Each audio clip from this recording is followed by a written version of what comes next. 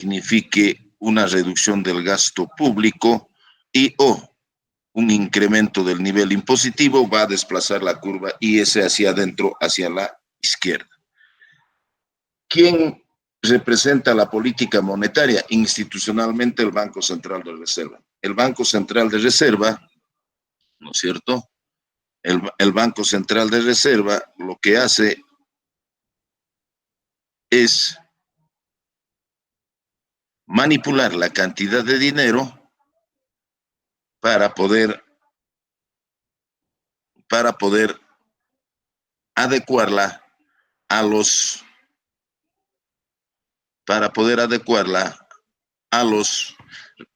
objetivos que ellos se han fijado, cuál es el control de la tasa inflacionaria. Si está dentro de sus propósitos incrementar o reducir la política o la cantidad de dinero nominal en la economía, entonces es la curva LM la que se va a desplazar.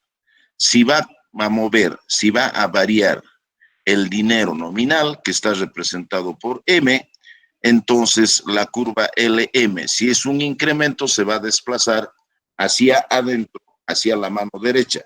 Y si es una reducción de la cantidad nominal de dinero, se va a desplazar hacia arriba, hacia la mano izquierda. Pero también recordemos siempre esas tres recomendaciones que nos da Oliver Blanchard. Nos dice, identifica qué variable es la que se está moviendo. O sea, inversión pública, impuestos o cantidad nominal de dinero, dentro o qué variable es la que la representa y dentro de qué ecuación está. Y de acuerdo a eso se va a mover su expresión de curva, la curva que la representa, ¿no? Si es hacia adentro, hacia afuera, hacia la derecha o hacia la izquierda. Segundo, dice, mide los impactos. Entonces vamos a ver a qué variables es la que está afectando este movimiento, a la renta, a la tasa de interés. Son las únicas dos variables. Y después nos dice como paso 3, describe la dinámica.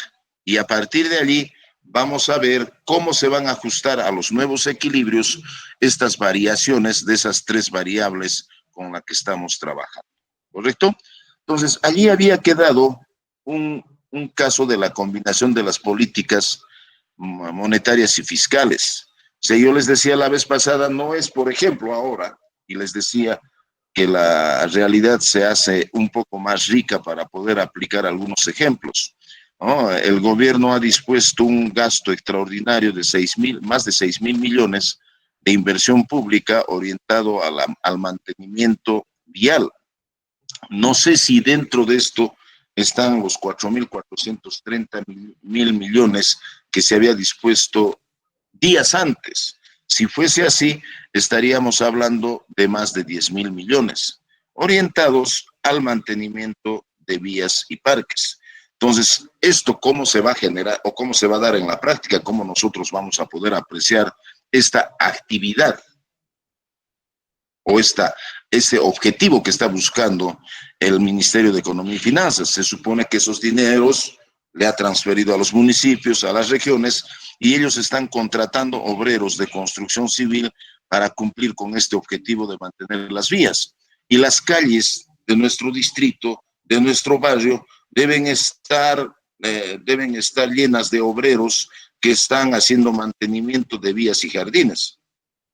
Y nosotros ya nos debemos estar imaginando que esa población que se está dedicando a estos menesteres va a ser beneficiada con un sueldo mensual, y ese sueldo es la que se va a trasladar a los mercados para presionar por una mayor oferta, ¿correcto? Entonces, el gobierno hablaba que a partir de esa inversión pública se van a crear 1 millón de puestos de trabajo para los amigos de construcción civil. Entonces, si nosotros queremos hacer algo de numeritos, no sé hasta cuántos meses ese dinero les va a alcanzar. Podemos estar multiplicando el 1 millón de trabajadores por una media del salario que va a llegar a estos trabajadores. Y esa cantidad de dinero es la que se va a trasladar al mercado. Esa cantidad de dinero se va a sumar a la demanda existente en el mercado. Esa cantidad de dinero va a presionar por una mayor oferta. Y los ofertantes, presumiblemente, sintiendo esta presión de demanda, van a producir más. Entonces, esas cositas tengámoslo ya en la cabeza.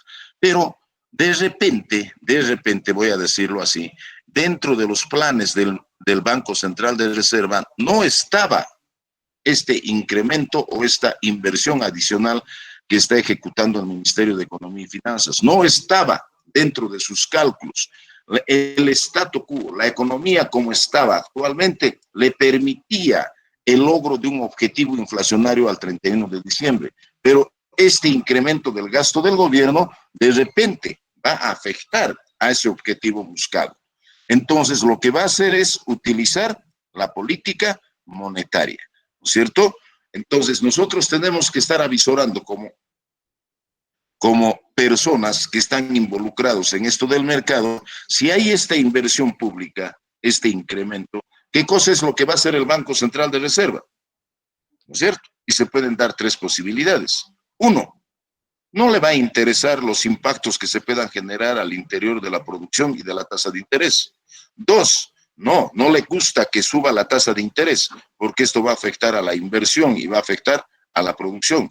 Tres, no le gusta que se incremente la producción, porque esto va a generar de repente un calentamiento de la economía. Entonces, todos estos análisis le va a llevar a tomar una decisión, y dentro de esas decisiones están tres alternativas a las que va a enfrentarse, ¿correcto?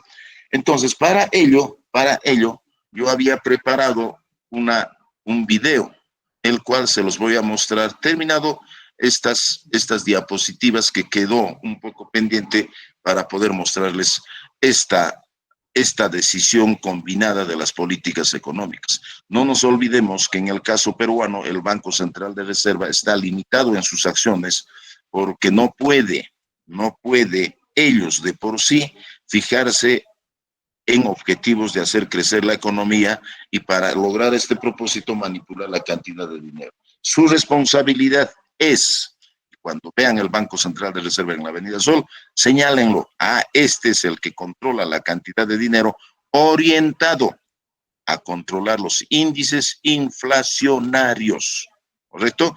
De allí que tiene una independencia. Su director, por ejemplo, Velarde, ya está, creo, 3 periodos de gobierno. ¿Por qué? Porque presumiblemente no le debe hacer caso al gobierno, no debe estar dentro de los planes del gobierno entrante el manipular o el tener criterios a propósito de la política monetaria, y que para ello debía el presidente de la República, bajo cualquier mecanismo, nombrar a su presidente del Banco Central de Reserva.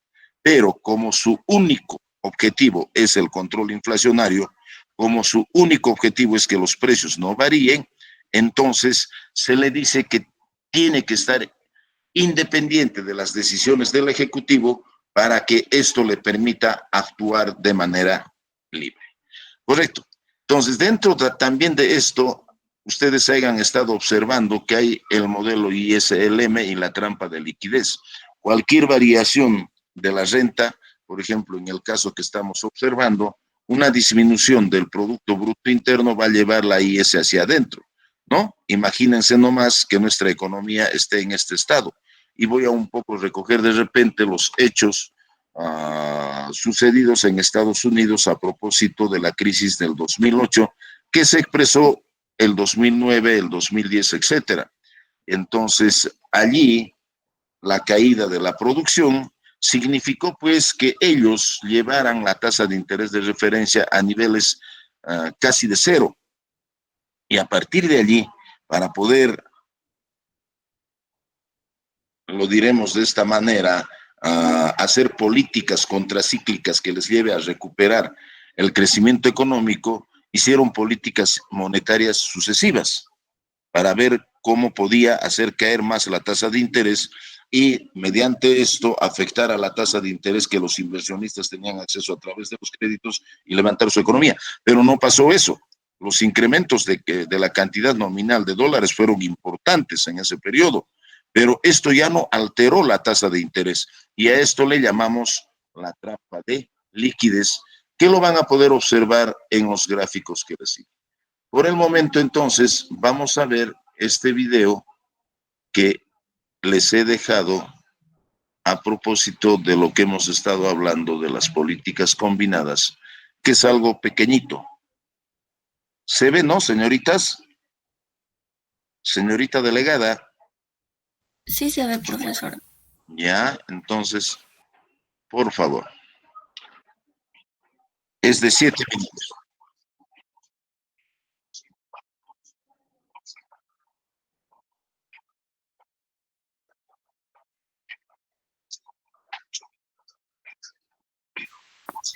Pero no se escucha, profesor. A ver, a ver.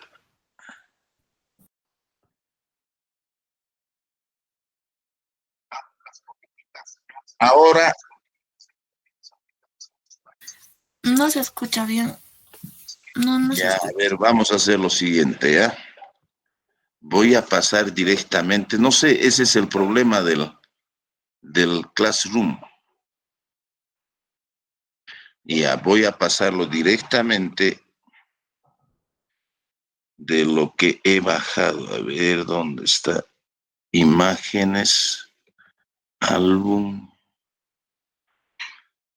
políticas combinadas. Ya. Ahora,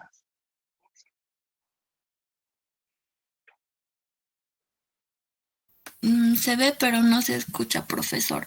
¿tampoco? A ver, ¿todos no escuchan? No, No, profesor, no se escucha. No se escucha, profesor. no se escucha, profesor. Qué raro, qué raro, qué raro.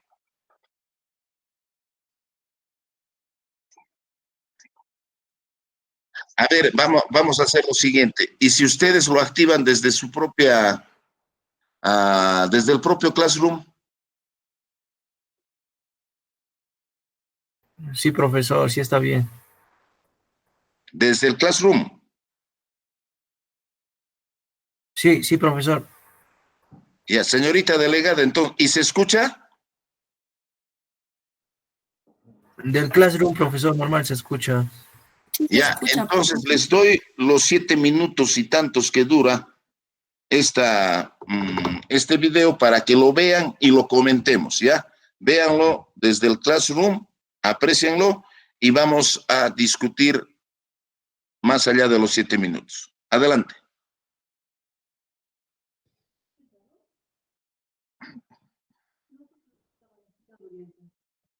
¿Qué? Sí, pues no sé qué.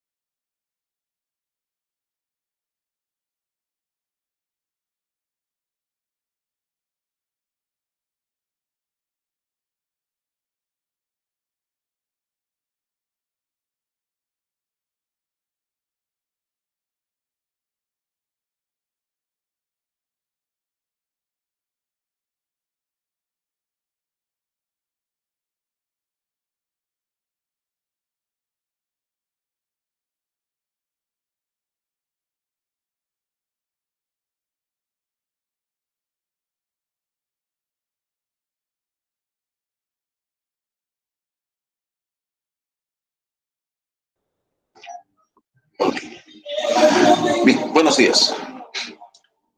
Vamos a entrar a una nueva sesión y a un nuevo capítulo.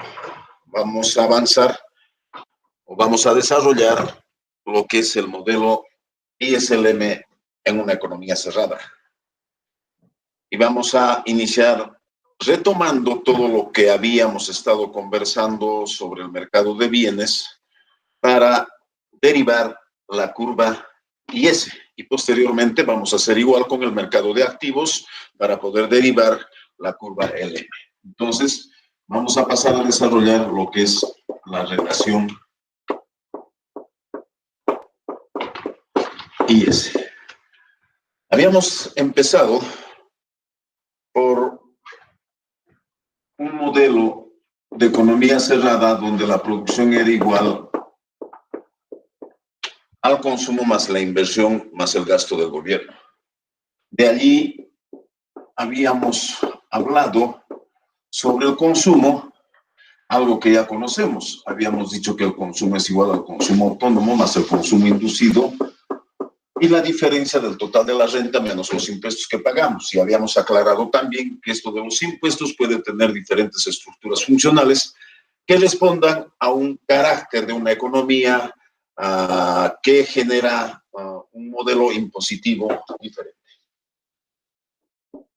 Habíamos dicho que la inversión era una variable autónoma que no dependía de ninguna otra variable en cuanto a su comportamiento. Esto es precisamente lo que vamos a romper.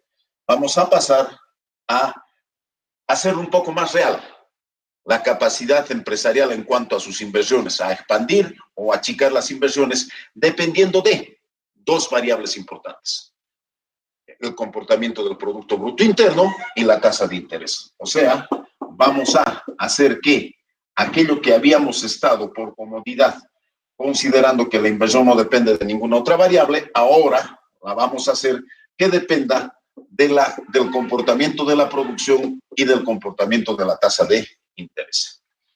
Evidentemente que esto lo podemos escribir en su forma explícita, cuando decimos que la inversión es igual a la inversión autónoma más la inversión inducida, que depende del nivel de comportamiento del Producto Bruto Interno, menos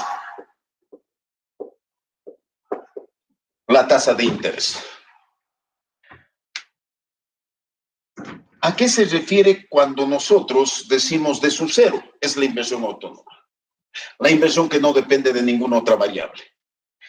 ¿Y cómo podemos nosotros identificar en la práctica esta inversión autónoma? Esta inversión autónoma la vamos a encontrar dispersa en todas las urbanizaciones, en todos los distritos, en todas las provincias, en todos los barrios marginales de manera especial. Cuando vemos a micro y pequeños empresarios que mes a mes, día a día, manejan el mismo capital y atienden bajo el mismo concepto de comercio, atienden sus negocios, que no se prestan ni ven si la economía se está portando bien o se está portando mal para engrandecer o ampliar o reducir su capacidad de inversión. Nos vamos a referir con ese D sub 0 a ese nivel de inversiones.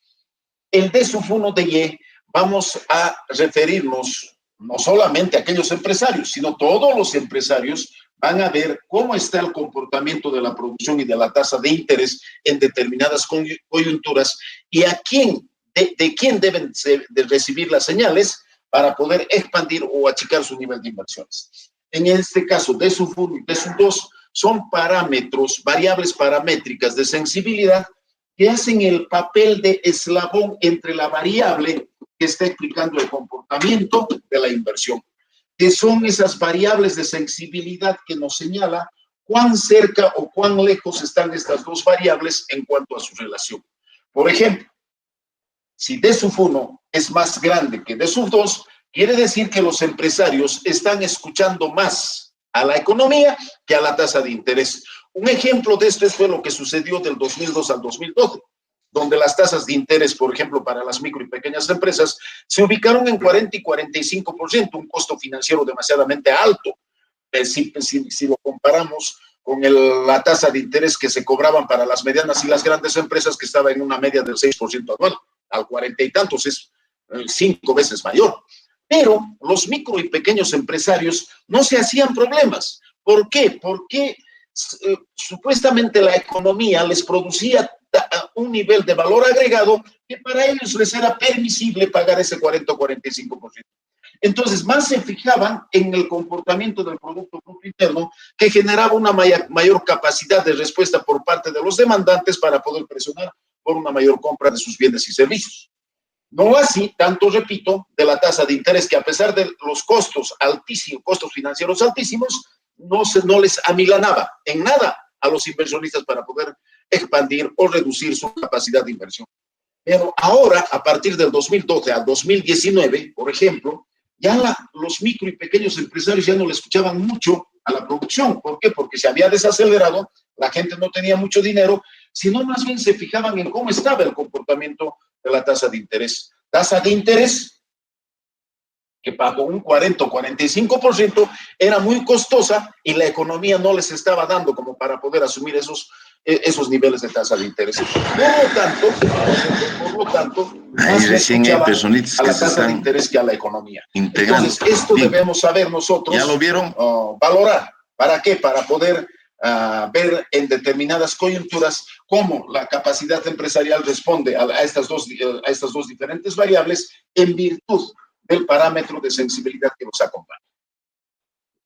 El gasto del gobierno. El gasto del gobierno vamos a seguir considerando que es autónomo, que no depende de ninguna otra variable. Bien, con todos estos insumos, nosotros podemos hallar la producción de equilibrio. Y la producción de equilibrio, evidentemente, va a estar donde nosotros reemplacemos los valores del consumo, de la inversión y del gasto del gobierno. Y va a ser igual a C sub 0 más C sub 1 de Y menos T más el gasto del gobierno. ¿No es cierto? Me olvidaba. Ahora vamos a agregar la nueva relación. No se olviden que el orden de los factores en la suma no altera el producto. Así es que voy a poner en ese orden. Más D sub 0 más D sub 1 de Y menos D sub 2 de Y. ¿Correcto? Entonces ya tenemos allí la producción reemplazada con los valores de las diferentes variables agregadas que lo componen. Vamos a despejar Y. Aquí vamos a tener Y más C sub 1 por Y, pasa al otro extremo con menos C sub 1 de Y. Aquí también tenemos otra Y, también igual pasa con el signo cambiado, menos D sub 1 de Y. En esta parte, por favor, un poco siempre hay que estar recordando algunos principios matemáticos en cuanto a variable endógena y variable exógena. En este caso, por ejemplo, la inversión, la variable inversión que utilizamos hasta esta parte del modelo era una variable exógena. ¿Qué quiere decir? Que venía acompañadito de un número. Entonces no nos hacíamos mayores problemas. Pero ahora estamos rompiendo ese esquema y estamos haciendo que la inversión dependa de dos variables. Por lo tanto, lo hemos endogenizado, la inversión, que para poder hallar y cuantificar el nivel de inversión que estamos señalando en esta función, necesitamos hallar la producción y la tasa de interés. Por lo tanto, se ha convertido en una variable endógena. Pero el resto sigue siendo variable o parámetros exógenos. Por ejemplo, en este caso, C sub 0, la propensión marginal a consumir, el nivel impositivo, el gasto del gobierno, la inversión autónoma. Listo, son valores que se van a sumar, se van a multiplicar, se van a dividir, etcétera, etcétera, para alcanzarnos un numerito. A eso voy a señalar C sub 0 multiplicado la propensión marginal por el nivel impositivo, la variable gasto del gobierno, inversión autónoma, ya pasó al otro extremo, entonces lo vamos a sumar y lo vamos a restar de acuerdo a cómo nos indican los signos y vamos a expresarlo por este A. No podemos. Bien, jóvenes. Entonces, ya han podido observar, entonces, hay pues tres posibilidades cuando se da una política fiscal o una de orden de que sea expansiva o restrictiva para que pueda actuar el Banco Central de Reserva.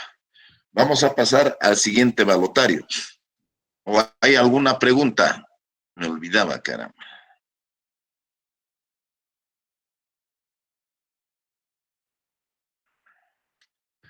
Preguntaremos, a ver. A ver, Paul Rado Juárez.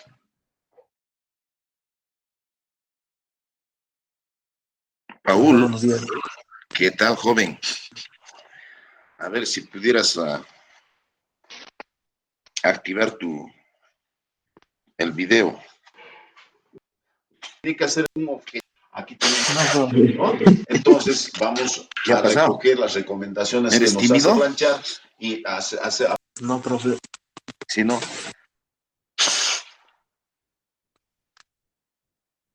Sí, espera un rato, puedo. Apura, pues, apura, apura.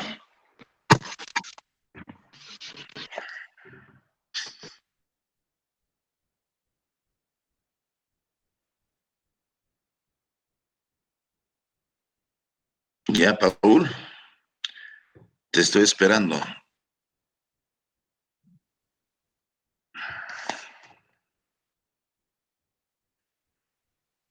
Paul se ha perdido. Ya, profe. Ya, apúrate. Bien. Bueno, a ver, dime qué has entendido. Que el Banco Central, cuando el MEF decide, por ejemplo, subir la producción, ¿Quién, a ver, quién tiene objetivos de hacer crecer la producción? A ver, tienes ya dos el instituciones, ya MEF, te he dicho. El ya, Ministerio de Economía y Finanzas, así ya tómalo. Y el Banco Central de Reserva. A propósito de esos tres ¿Quién pasos. tiene objetivos para hacer crecer o hacer reducir la producción o mantener el nivel productivo? el Ministerio de Economía y Finanzas, profe. ¿Ya? ¿Y quién tiene que adecuarse a esas decisiones? El Banco Central, variando Ya, la tasa de interés ya. ¿A través de qué varía la tasa de interés? a través de políticas restrictivas o expansivas, Ya. ¿Cómo altera la cantidad nominal de dinero? variando con la venta y compra de bonos. Ok, fabuloso. A ver, vamos a ir a Juan Carlos Chacón Choque.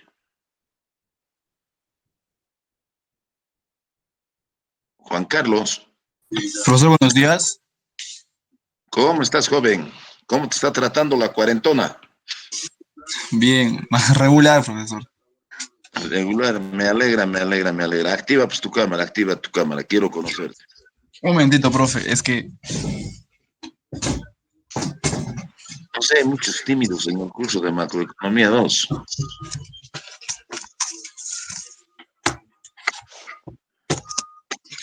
El problema es ese caramba de la educación virtual. No sé si ustedes están aprendiendo o no. Vamos a identificar qué variable es la que se va. ¿Qué estará haciendo Juan Carlos?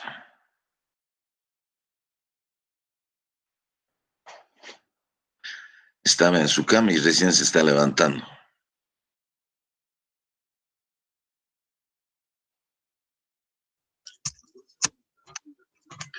ya, profe, ¿se me ve? Ahora sí, tienes que levantarte pues, temprano si estamos en clases. ¿Ah? Sí, profe. ¿Cómo vas a hacer clases desde tu cama? Sí. Dime, ¿qué has entendido lo que has visto en el video? Profe, he entendido que el Estado aplicaba una política monetaria fiscal, una política fiscal expansiva y el BCR ha aplicado también una política monetaria expansiva y al final se ha llegado al punto triple, E triple prima. Ya son decisiones, no es que llega a todas esas, ¿ah? Sí, Tiene que profe, decidir. depende de la coyuntura. Ok. A ver, vamos a ir a Xiomara Campo Cardo. Xiomara.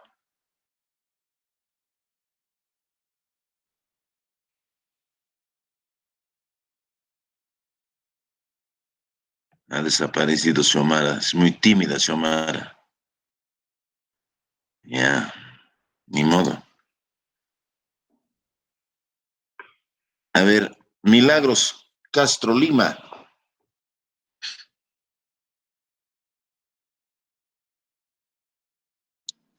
Buenos días, profesor. ¿Cómo estás? ¿De dónde me estás hablando? A ver, ¿de qué parte del Cusco? No del Cusco, estoy en Chumbivilcas. Ah, su diablo. Tierra brava.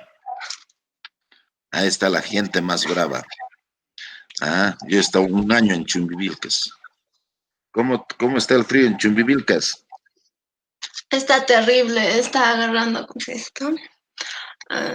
Está muy frío. No, están diciendo que tal vez no esta vez no va a haber lluvia. Ay, caramba, ojalá que no. A ver, dime, ¿qué has entendido del video que has visto? Mm, el Estado toma no, hay, A ver, dependiendo a qué. parte por lo siguiente, cálmate, pues cálmate. Dos instituciones que fijan los lineamientos de política económica. ¿Cuáles son esas instituciones? Uno es el Estado y otro es el Banco de Reservas. Ya, aunque sea el gobierno, no digas el Estado, porque el BCR es parte del Estado, ¿ya? Mejor di el gobierno, por favor. Ya tienen en un rato de ocio, sepan diferenciar qué es Estado, qué es gobierno, qué es Ministerio de Economía y Finanzas, qué es Banco Central de Reserva. Si no, vamos a estar confundiendo instituciones, ya. Entonces, el gobierno y el Banco Central de Reserva, ya. ¿Quién hace política fiscal? El Estado, el gobierno, ¿Ya? ¿Y quién hace política monetaria? el PCR, Ya. ¿Cómo hace política monetaria el BCR? ponían, ¿qué se llama? Dando bonos o quitando bonos. Vendiendo o comprando bonos. Vendiendo o comprando bonos. ¿Qué cosa busca comprando y vendiendo bonos? Controlar la inflación. Ya. A través de la manipulación de la cantidad de dinero. ¿Ya? Por eso, pues en tu imaginación tiene que estar dónde queda el Banco Central de Reserva en el Cusco. En la Avenida Sol. Ellos controlan la cantidad de dinero. ¿Cómo controlan? Comprando y vendiendo bonos. ¿Qué buscan? Una tasa de interés de referencia. ¿Por qué manipulan la cantidad de dinero? Porque quieren llegar al objetivo inflacionario que han establecido a fin de año. ¿Correcto? Esas cositas con calma, sí, dando rienda suelta a tu imaginación, ¿ya? A ver, Kevin Anthony.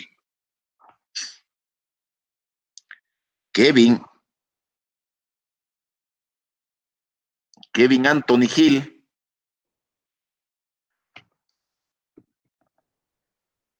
Anthony Hill me ha dejado prendido el celular. Ese es el problema de la educación. Un rato, profesor. A ver, vamos a esperarle. Recién se está levantando de la cama.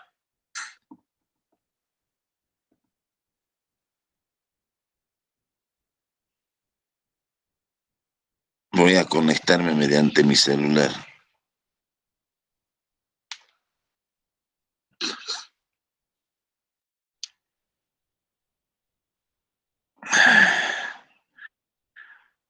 Bueno, no es que se está conectando mediante el celular, sino probablemente recién se está levantando. A ver, Jacqueline. Profesor, buenos días. ¿Cómo estás, niña? ¿De dónde me estás hablando? ¿De qué parte del Cusco? Desde Huimpillay. Acá cerquita. Bonito es Huimpillay. En la parte sur, en la margen derecha del río Guatanay. Siguen teniendo, ahí había un árbol. El señor de Huimpillay era, ¿no? Sí, profesor, sí creo. ¿Siguen teniendo ese santo? Sí, profesor, no sé mucho. ¿Cómo no vives en tu barrio? Mira, Sí, vives en pero Huimpillay, hay un señor de Huimpillay y no conoces. Hay una capilla allí. Mira, yo que no vivo allí, que sé lo que tienen allí. sí, profesor, sí hay una capilla y también hacen ahí su santo. A ver, para tienen que su santo. ¿no? O no eres cristiana, apostólica y romana. Sí, profesor. ¿De qué? ¿Eres evangélica? No, profesor. ¿Sino qué eres?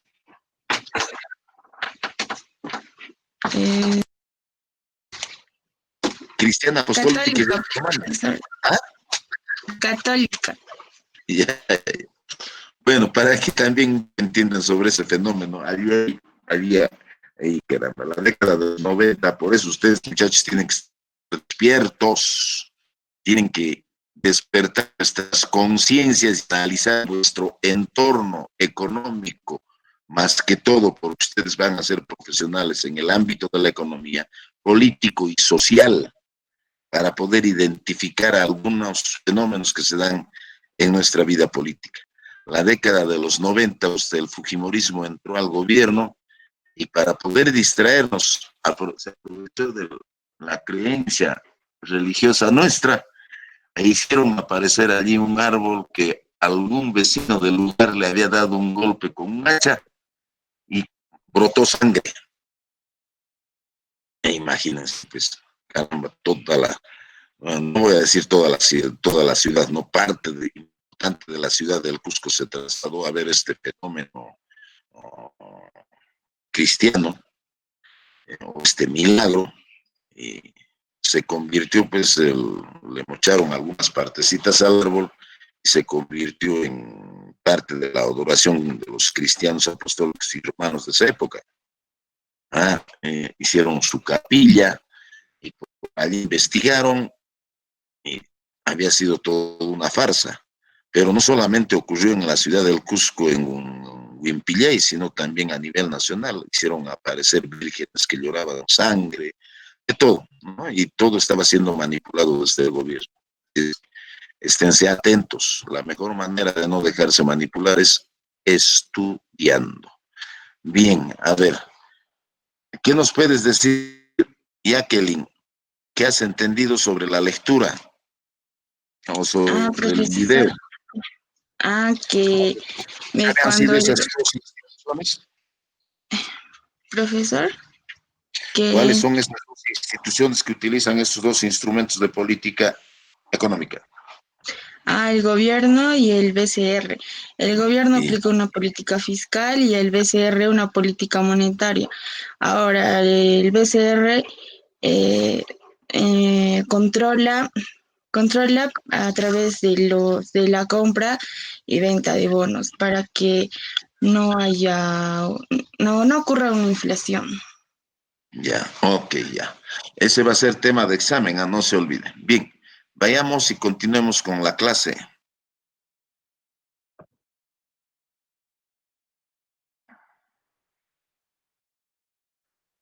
Y pasemos a la siguiente.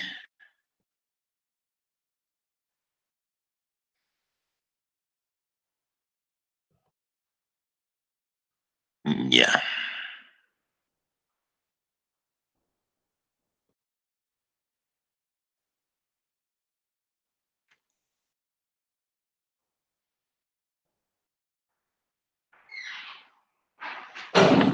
Mm.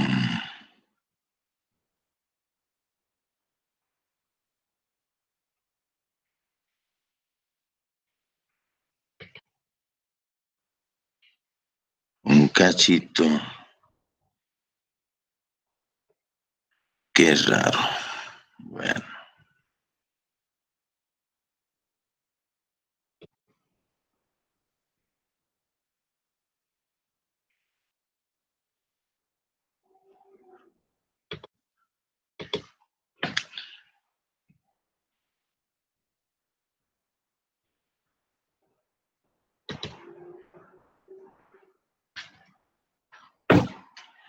Caramba.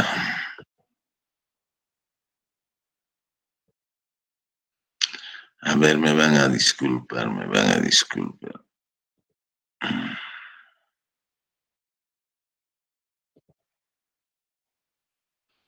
Mm.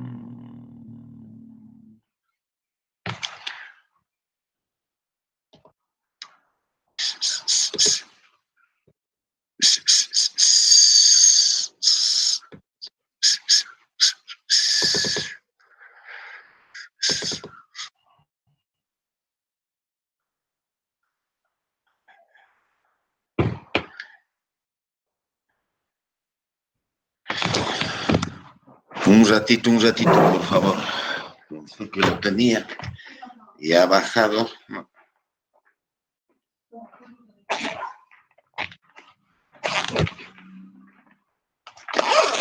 Ese archivo y no lo había tenido en el Classroom.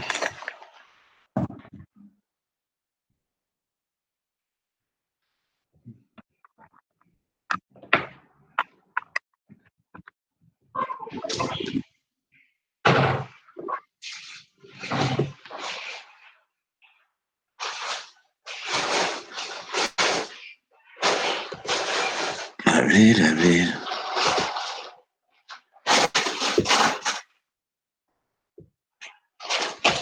Caramba.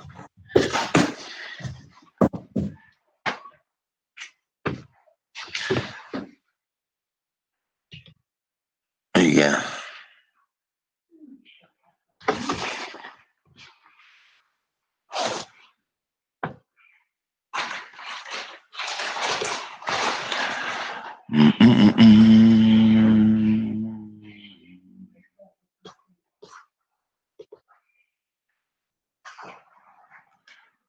¿Dónde está este archivo?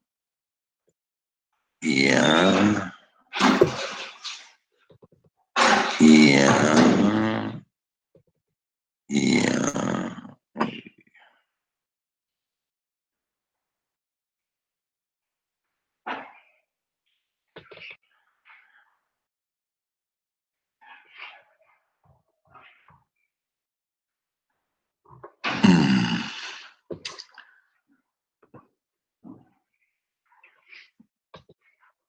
Caramba, no sé qué pasa con él.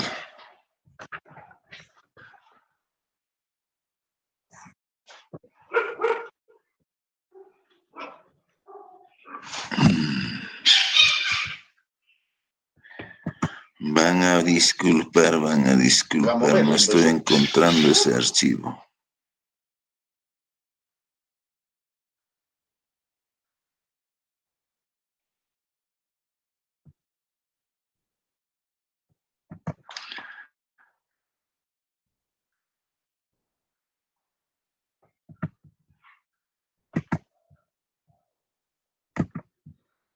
Yo juraba y rejuraba que había bajado ese archivo. No.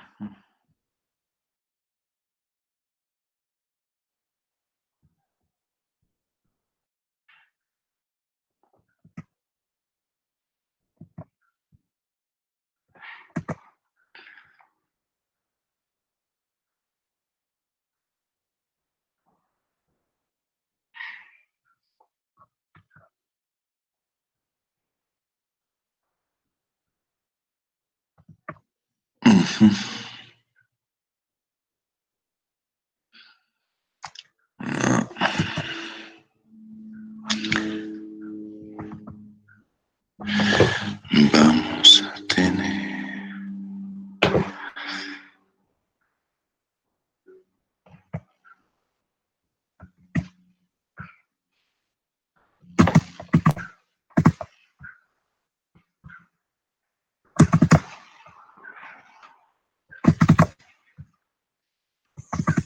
Bueno, ni modo.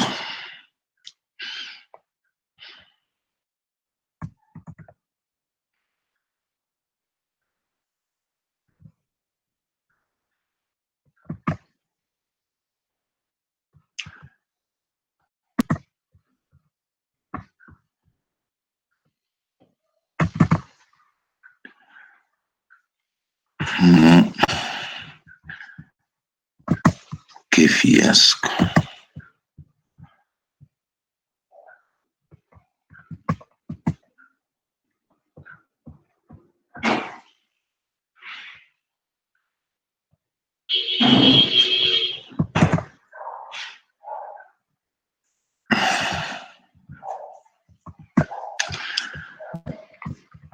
Y ya, jóvenes, después voy a colgar. ¿Están viendo, no?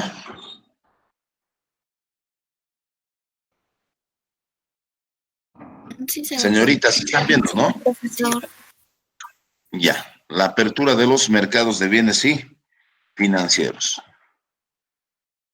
Es raro, la vez pasada ya habíamos hablado sobre las economías abiertas, ¿no es cierto? Nos está mostrando una diapositiva. Bueno, no importa, ya. Estas son, bueno, en general todas estas son las diapositivas de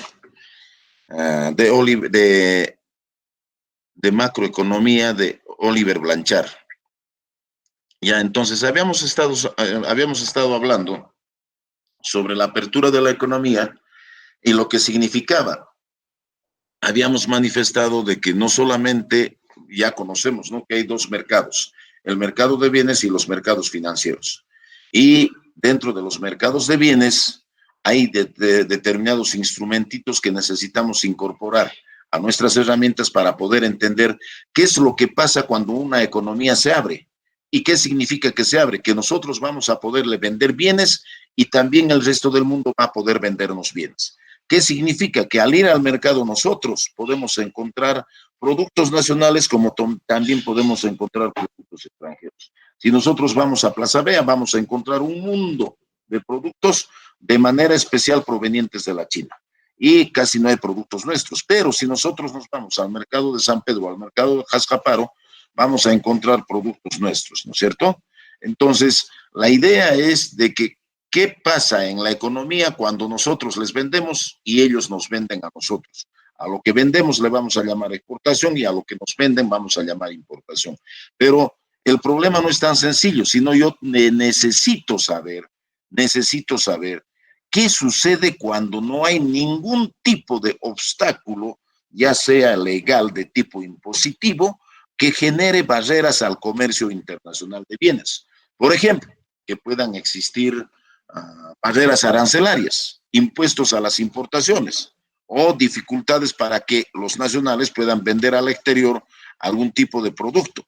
Entonces, la hipótesis que se fija para este balotario es de que no va a existir ningún tipo de obstáculo en el comercio internacional de bienes. Al igual que en el mercado financiero, ya nosotros debemos estar trasladándonos mentalmente qué bienes son los que se transan en el mercado financiero. Bonos, acciones, ¿no es cierto? Pero en el caso de nuestra economía, dentro de ambos mercados, el dinero nuestro no sirve afuera. No sirve afuera. Hay una divisa que la vez pasada les expliqué que es mundial, que sirve para que todos nosotros aceptemos y que mayoritariamente está respaldada por el tipo de economía o por la solidez económica del país de donde viene esa moneda. Y estamos hablando del dólar y de la economía norteamericana. Aunque ahora último, ustedes no sé si se están enterando, hay una guerra financiera en torno a lo que es que se llama, en torno a la imposición de la divisa en el mundo. Los rusos y los chinos ya se han puesto de acuerdo que no van a utilizar el dólar. Han expulsado el dólar del ámbito comercial de sus espacios económicos. Entonces, los impactos la vamos a ver más adelante, ¿no? Y allí está la importancia de las importaciones, de las exportaciones. Ahora, ¿qué significa, no? Eso también tenemos que ver. Si nosotros exportamos por 1.000, ya la vez pasada también habíamos hablado sobre este tema, y exportamos por 2.000 millones, ¿qué significa? ¿Cierto? Lo que tenemos que ver es de que lo más sano para nosotros es que exportemos por ya una cantidad X de 10.000 millones de dólares e importemos también por esa cantidad, para que no tengamos ningún problema, cosa que nuestras relaciones contables con el mundo externo nos diga que estamos en cero. Han entrado 10.000 millones de dólares y también han salido por importación los mismos 10.000 millones de dólares. Estamos bien, estamos en un nivel óptimo de nuestra economía. Pero, ¿qué sucede si nosotros exportamos por 10.000 e importamos por 15.000? ¿De dónde salen esos 5.000 adicionales? Hemos tenido un déficit comercial por 5.000 millones. ¿Cómo vamos a hacer? Y como la única moneda que nos sirve para poder transar con el resto del mundo es el dólar, ¿de dónde hemos sacado esos 5.000 millones de dólares para poder cancelar ese exceso de los productos importados? Nos tenemos que inmediatamente ponernos a pensar, es como en familia. Si papá y mamá ganan 2.000 soles y están gastando 3.000, ¿de dónde están sacando esos 1.000 adicionales? ¿No es cierto? No creo que papá esté saliendo de las noches y se haya buscado un oficio ilegal por allí, ¿no es cierto? Entonces, lo que tenemos que ponernos a pensar es, de repente teníamos ahorros y eso está cubriendo esa parte del déficit. 2, no, de repente nos estamos endeudando. Y ese endeudamiento está sirviendo para parchar ese déficit. Entonces, al igual que en ese ejemplo familiar, tenemos que ponernos a pensar en el ámbito nacional. ¿De dónde estamos sacando esos 5.000 millones adicionales de dólares que nos está permitiendo comprar esos productos? Entonces debemos pensar, el Banco Central de Reserva tenía reservas internacionales netas y probablemente esos dólares estén cubriendo ese déficit. 1. 2. No. De repente nos estamos endeudando. El Banco Central de Reserva está vendiendo bonos fuera de nuestra economía y esos dólares es la que está trayendo a nuestro país. Y 3. No, de repente, diferente al del ejemplo familiar, ¿no es cierto? El tercero. No, de repente están viniendo inversionistas a nuestro país, por ejemplo, para invertir en Las Bambas o en otro lugar nuevo, y han traído 3.000 millones de dólares. Esos dólares han entrado a la economía para poder gastarlo, han convertido en soles. ¿Y dónde han hecho esa conversión monetaria? En las calles o en los bancos. Y eso ha logrado cubrir parte del déficit comercial. Con esos dólares hemos pagado ese exceso de importación que tenemos. No, también tenemos otra todavía dentro de esa inversión. Probablemente han venido dólares especulativos que compran y venden papeles de nuestra economía. Y esos han llegado, ¿no es cierto? De repente el Banco Central, como estamos hablando solamente de los bonos del Banco Central de Reserva, de repente el Banco Central de Reserva está pagando una tasa de interés de referencia superior al del resto del mundo. Y eso ha permitido que ingresen esos dólares para poder ganar especulando y comprando estos bonos por 2.000 millones. Y esos 2.000 millones ha logrado parchar ese déficit. Entonces, todas estas cositas, por favor, ya manténganlo en el chip.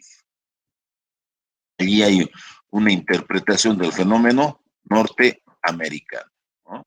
El volumen comercial, etcétera, etcétera. Pero para poder un poco entender también este problema tan complejo de las relaciones internacionales, nosotros también necesitamos algunas herramientitas. Conocer el concepto y conocer algunas fórmulas que se derivan de la presencia de algunas otras variables. ¿Y qué necesitamos dentro del mercado de bienes? Necesitamos conocer qué cosa es el tipo de cambio nominal y qué cosa es el tipo de cambio real. ¿Por qué? Porque cuando nosotros vamos a Plaza Vea, tenemos, voy a hablarlo en esos términos, la libertad de elegir entre la compra de un bien importado y la compra de un bien nacional. Evidentemente alguien me puede decir, pero profe, ¿acaso casi hay bienes nacionales y qué cosa vamos a elegir? Tenemos que elegir todo entre bienes importados. Bueno, vamos a suponer que nosotros también producimos televisores, refrigeradoras, ¿no? Y hay cierto tipo de competitividad, nosotros los vamos a premiar a la empresa extranjera o a la empresa nacional que nos está alcanzando esos productos, ¿no? Pero, y repito, para ello necesitamos saber qué es el tipo de cambio real y qué es el tipo de cambio nominal. Dice, ¿qué cosa es el tipo de cambio real? El precio de los bienes extranjeros expresado en bienes interiores. Miren, a veces los conceptos son un poco confusos, ¿no es cierto? Miren, el precio de los bienes extranjeros expresados en bienes interiores. ¿Qué es eso? Y machacheja, machaitaja, mancho. En Matachán y Huashanco. Entonces tenemos que poner, lo que tratamos a través del tipo de cambio real es medir la competitividad entre los países. Supongamos que nosotros también producimos refrigeradoras y nosotros también importamos refrigeradoras de diferentes marcas, a Philips, LG, ¿cierto? Entonces allí tenemos los refrigeradores importados y allí tenemos lo que nuestro productor nacional también nos alcanza. Entonces, vamos a ver cuál es la relación de precios entre entre esas tres marcas de refrigerador. Vamos a comparar a nivel de precios. Vamos a decir, este cuesta 50 y este cuesta 100. ¿Qué cosa me voy a llevar? El de 50. ¿Correcto? De allí dice que está expresado los bienes de los bienes extranjeros están expresados en precios de los bienes interiores. ¿Correcto? Bien, los tipos de cambio nominal. son los precios relativos de las monedas. También acá un poquitito aparece un poco quedado el concepto. Entonces, para ello, les voy a pedir un poquitito trasladarnos a la Avenida Sol. Y vamos, trasladándonos a la Avenida Sol, nos vamos a ubicar en la cuadra donde compran y venden esta moneda. Y vamos a preguntarle al vendedor, señor, ¿cuánto está el dólar? Evidente que nos va a decir, ¿quiere comprar o quiere vender? Ya, cualquiera de las dos cosas. Nos va a decir 3.50. Ya. Entonces, 3.50 cuesta $1. Ese acto lo voy a llevar a un concepto para entender qué cosas son tipos de cambio nominal. Y voy a decir, es la cantidad de unidades de nuestra moneda que pagamos por una unidad de la moneda extranjera. Sencillo, ¿no es cierto? La cantidad de monedas. ¿Cuántas monedas voy a dar? 3.50 monedas de nuestra unidad monetaria, que voy a pagar por una unidad de la moneda extranjera. Voy a pagar por $1. Entonces, este concepto es más entendible. Entonces, vamos a decir que es la cantidad de unidades de nuestra moneda que pagamos por una unidad de la moneda extranjera. Claro que lo he nacionalizado ese concepto, ¿no? Pero más adelante nos va a ayudar, porque lo más correcto sería decir, es la cantidad de unidades de una moneda que se paga por una unidad, por otra unidad de otra moneda, ¿no? En términos generales. Pero lo he nacionalizado para entender más, para que nos ayude a entender determinadas relaciones más adelante. Bien, entonces, acá nos está alcanzando un ejemplo, dice la elección entre los bienes interiores y los extranjeros. Los tipos de cambio nominales, dos formas, el precio de la moneda nacional expresado en la moneda extranjera, ¿no es cierto? Lo que les estoy manifestando, ¿no? La cantidad de unidades de nuestra moneda que pagamos por una unidad de la moneda extranjera. El precio de la moneda extranjera expresados en la moneda nacional. ¿Qué cosa nos está diciendo? Desde ambos ángulos, ¿no? Lo que nosotros pagamos y lo que, bueno, lo que nosotros pagamos en términos de nuestra moneda y lo que nosotros pagamos en términos de la moneda extranjera, ¿no? Por ejemplo, no voy a ir a este ejemplo norteamericano, ¿no? Voy a ir a un ejemplo nacional. Por ejemplo, en nuestra economía, el 2002 el tipo de cambio llegó a 3.55 soles por dólar y el 2012 llegó a 2.55 soles por esta misma moneda, ¿no? Entonces, las monedas no tienen un precio fijo, sino varían, ¿ya? Varían. Entonces, para entender un poquitito esto, necesito entender algunas de estas variaciones y ponerle un nombrecito. ¿Qué nombrecito le voy a dar? Le voy a dar apreciación y depreciación, ¿no? ¿Qué cosa es la apreciación? El ejemplo que les estoy manifestando. Y por primera vez en la historia económica del país hemos visto esto, que el tipo de cambio de 3.55 pasara a 2.55 soles el dólar. O sea, ¿qué ha pasado? Hemos reducido la cantidad de unidades de la moneda que pagamos por una unidad de la moneda extranjera. De 3.55 a 2.55. Y voy a adicionarle un poquitito más para adelantarme a algunos hechos que más adelante vamos a comentar. Este simple hecho que pasara el dólar de 3.55 a 2.55 nos hizo ganar capacidad adquisitiva en términos de la compra de productos importados. ¿Por qué? Imagínense pues, a ver, el 2002 nos vamos a ubicar en Plaza Vea. Un televisor, no se olvide que ese televisor, para que venga al país, ha sido pagado con dólares. Supónganse ese televisor, el importador que ha puesto en vitrina en Plaza Vea, lo ha traído a $1,000. Ya no voy a hablar cuánto va a ganar, cuánto va a perder, no, eso por el momento no me interesa. Lo ha traído a $1,000 y lo ha puesto a nuestra disposición a esos mismos $1,000.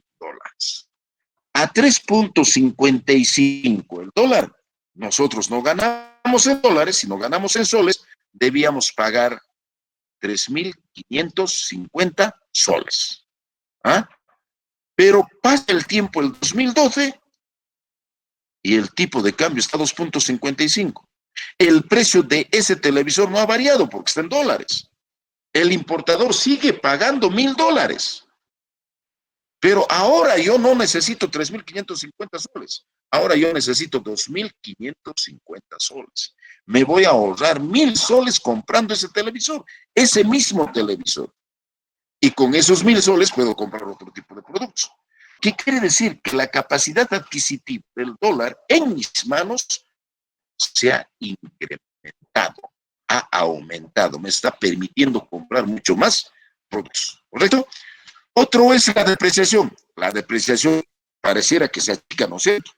Acá Blanchard, incluso en alguno de sus manuales, dice, van a tener un poco de cuidado porque hasta los más expertos economistas se equivocan. Bueno, ¿qué cosa es depreciación? Pareciera que nos dice que se achica, pero vamos a decir, es el incremento de unidades de nuestra moneda que pagamos por una unidad de la moneda extranjera. No se reducir el número de unidades, sino más bien se va a incrementar. ¿Qué quiere decir en la práctica? Que el 2012 el tipo de cambio estaba 2.55 y al 2020 ahora está en 3.50.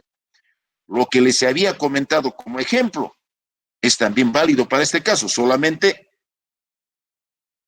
en lo que es lo contrario. El televisor de 2.550 va a pasar a 3.550 nuevos soles. Para comprar ese mismo televisor voy a tener que aumentar 1.000 soles. ¿Qué ha pasado? He perdido capacidad adquisitiva en términos de la divisa.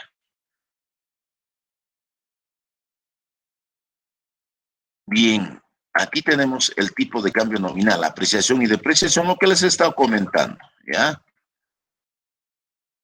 Lo que les he estado comentando. Bien, aquí hay algunas preguntas que ustedes van a poder resolver. Bien, ahora, pero yo necesito saber, más allá del tipo, les he manifestado y les decía que me estoy adelantando, qué significa la apreciación y la depreciación de la moneda en términos del poder adquisitivo, y habíamos estado viendo también el concepto del tipo de cambio real, que nos dice que es la expresión, es la expresión de los bienes importados en el precio de los bienes nacionales, ¿no es cierto? Algo por allí. Entonces, ahora vamos a ver de manera real cómo podemos nosotros derivar esto del tipo de cambio real. ¿Cómo podemos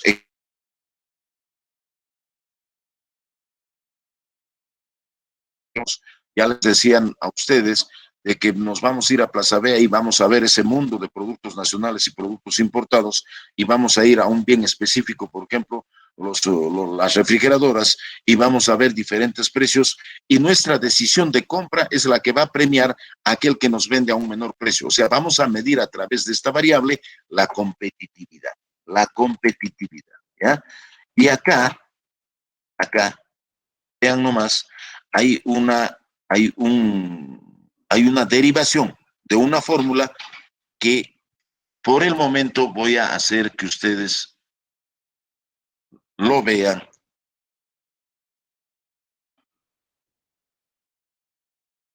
En un video, y para ello les voy a invitar precisamente a eso.